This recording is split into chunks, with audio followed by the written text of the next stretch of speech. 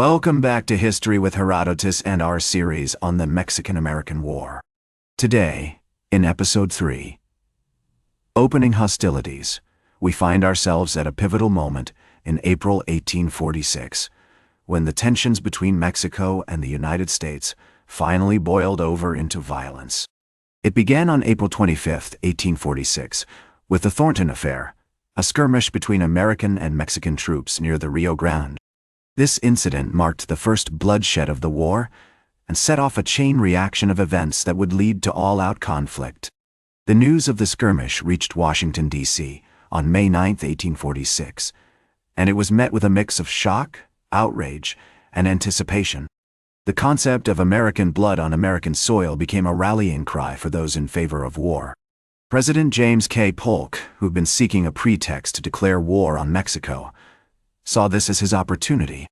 On May 11, 1846, he appeared before Congress, asking for a declaration of war against Mexico.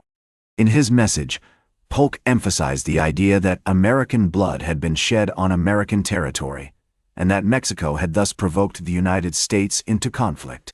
Polk's war message was a masterful piece of rhetoric, designed to sway public opinion and convince Congress to support the war effort. He presented the conflict as a necessary response to Mexican aggression, and he framed it as a struggle for American honor and sovereignty. The message was well received by many in Congress, who were eager to assert American power and expand the country's territory. However, not everyone was convinced by Polk's arguments.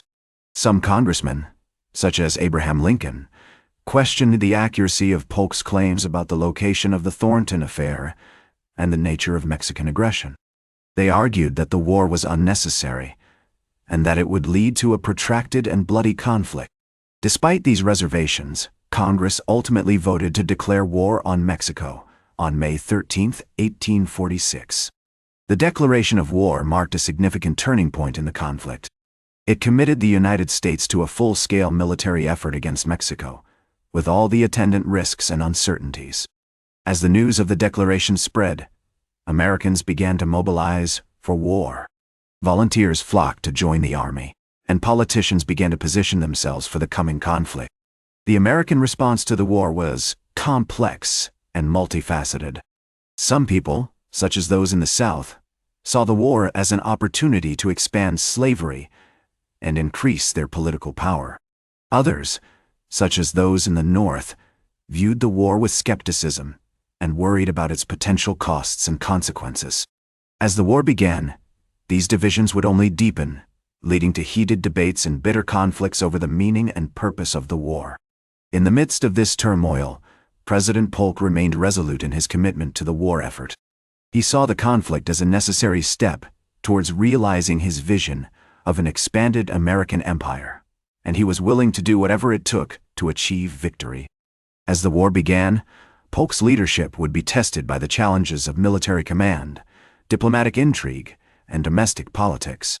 That's all for today.